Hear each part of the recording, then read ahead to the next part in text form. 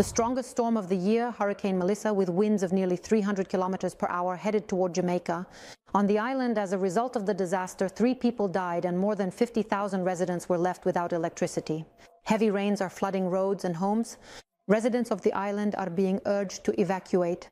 Hurricane Melissa is moving rather slowly, but that's exactly what makes it most dangerous, meteorologists warn. For more on the scale of the disaster, watch the report by Khristina Lytynska. The residents of Jamaica have not seen such a powerful storm in the past 100 years. Hurricane Melissa has hit the island with downpours and winds reaching up to 300 kilometers per hour. The storm has already claimed the lives of 3 people in Jamaica. Tens of thousands of people have been left without electricity. Heavy rains are flooding fields, roads, ports, and airports. The hurricane is even visible from space.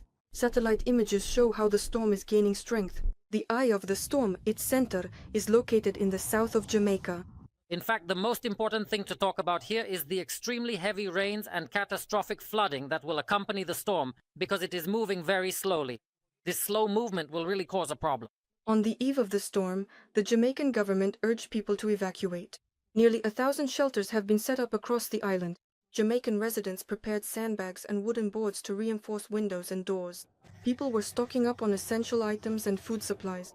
For a region suffering from poverty, this blow from nature could prove fatal. If the hurricane hits, we will have nothing left. If the hurricane adds to all the problems we already have, we will simply die.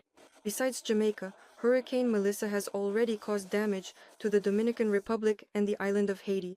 These island nations have been hit by relentless rains, which have led to at least 4 deaths. The hurricane is now moving toward the coast of Cuba. There, preparations are underway to evacuate 500,000 people. Meteorologists warn that the true consequences of this natural disaster will become clear later. As for the causes of such a powerful storm, scientists agree on one thing: it's climate change. Global warming heats up ocean waters, allowing hurricanes to gain strength for seasonal storms. This will happen more and more often in the future. Khristina Lytynska, TSN 1+1. Flamingos are operating successfully in Russia. Fuel lines for Russians will get longer, strengthening the Ukrainian skies with Swedish Gripens. Volodymyr Zelensky spoke with journalists, and his main points are as follows. The Russians have lost up to 27% of their fuel production as a result of our strikes on oil refineries. The president announced the continuation of this strategy. There will be a wow effect from the US sanctions on Lukoil and Rosneft. The head of state called them effective. It is expected that Russia's profits will decrease by about $5 billion each month. However, this data still needs to be confirmed by our intelligence. Meanwhile, Ukraine is actively ramping up its own weapons production. By the end of the year, it plans to reach 500 to 800 interceptor drones. Additionally, there are plans to scale up the production of Flamingo missiles and the Ruta system, which have performed well in combat use. Also, according to the president, 150 Swedish aircraft will significantly strengthen our skies. Their main advantage is that they are faster and cheaper to maintain than other combat aircraft. They could not withstand the pressure of American sanctions. The Russian energy giant Lukoil has announced the sale of its foreign assets.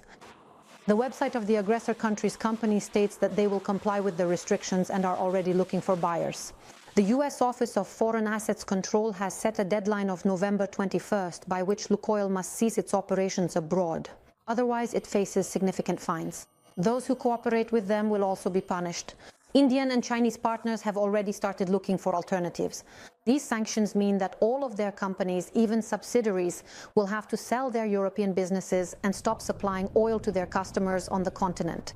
Notably, it is the sanctioned Lukoil and Rosneft that account for about 2/3 of the nearly 4.5 million barrels of oil that Russia exports daily.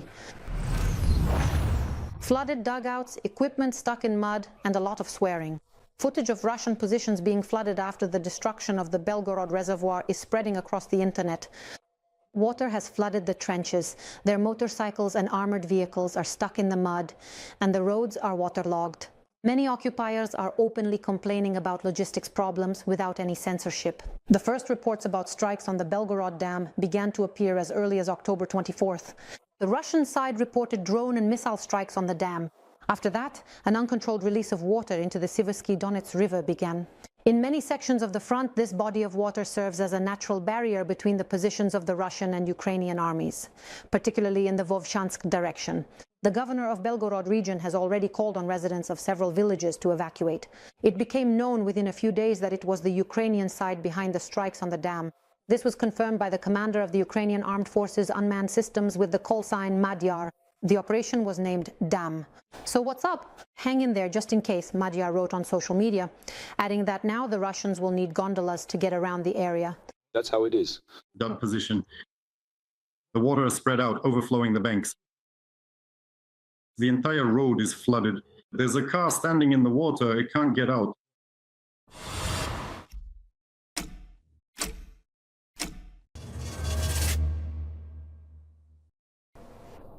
A film crew from the German publication Die Welt came under Russian fire.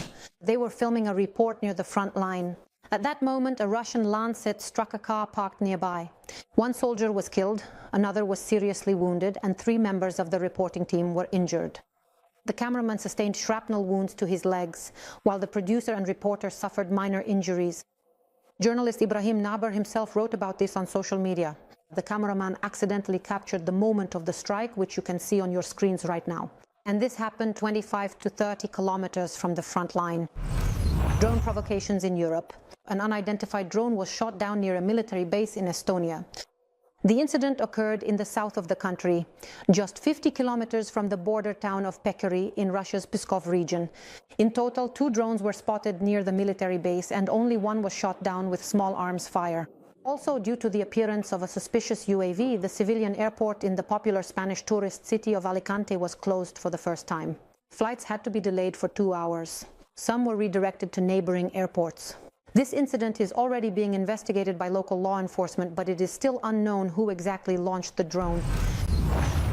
The traitor to Ukraine pro-Z blogger Tetiana Montian has been added to the list of extremists and terrorists in Russia. This means that a criminal case has been opened against the defector who fled to Russia. Montian confirmed this and added that the case was initiated back in September under the article "Public Calls for Extremist Activity." The FSB searched her home and confiscated all her devices. No matter how much the traitor tried to ingratiate herself by parroting Russian propaganda, she still ended up being persecuted in her new homeland because she talked too much, criticizing the established order there. In her typically rude manner, she insulted propagandist Solovyov, singer Shaman, and even Putin himself. She is currently under a travel ban. All her bank accounts have been frozen. Montian, who was a lawyer in Ukraine, fled the country back in 2021. The Security Service of Ukraine also has charges to bring against her. She is facing charges under articles related to calls for the overthrow of the constitutional order, encroachment on territorial integrity, collaborationism, and justification of Russian aggression. In 2025, Montian was placed under Ukrainian sanctions. An attack on the energy infrastructure of Chernihiv and Donetsk regions. The Ministry of Energy has already reported on the consequences. Today, hourly blackout schedules are in effect until 10 p.m. in several regions of Ukraine.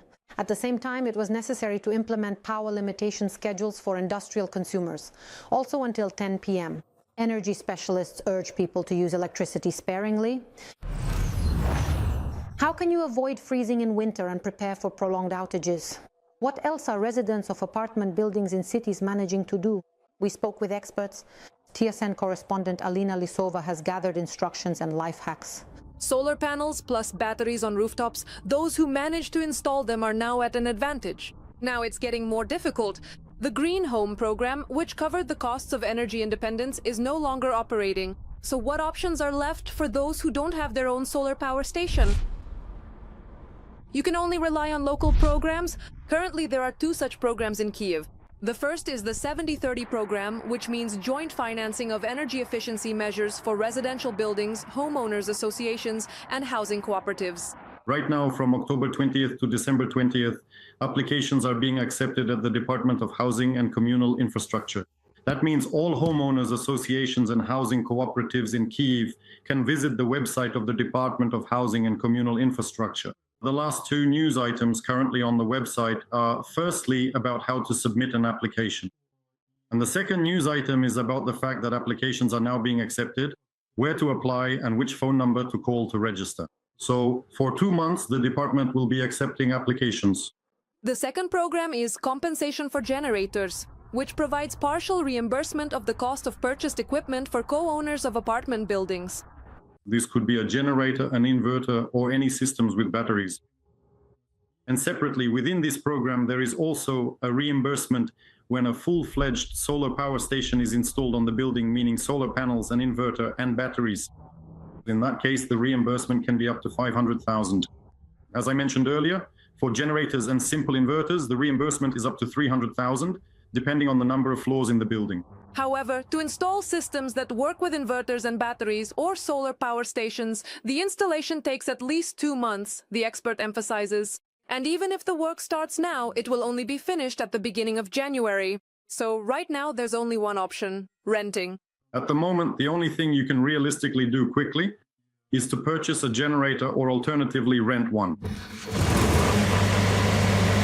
If you do decide to rent a generator, you need to remember an important detail. Any generator requires maintenance, from installation, diagnostics, and monitoring the condition of the coolant to refueling with quality fuel. So the main life hack is to insist that the owning company handles all scheduled and preventive maintenance. Those who sell generators, in most cases, almost half of those who sell them, also offer them as a rental service. So if someone didn't manage to buy one, they just pay for the rental and the company takes care of everything else as well. The only thing is that in this case, the maintenance of the generator remains the responsibility of the owner. Overall, experts emphasize that to prepare for prolonged outages and to avoid freezing in your own homes during winter, you need to start preparing in advance and approach the issue systematically. This means you should already be working on things now that will be effective in the next season. Alina Lisova, Vitaly Hernak, TSN 1+1. And what life hacks do you know? Be sure to write and share them in the comments to this broadcast on YouTube. And of course, like the video and subscribe to the channel. Meanwhile, I'll continue with the TSN broadcast.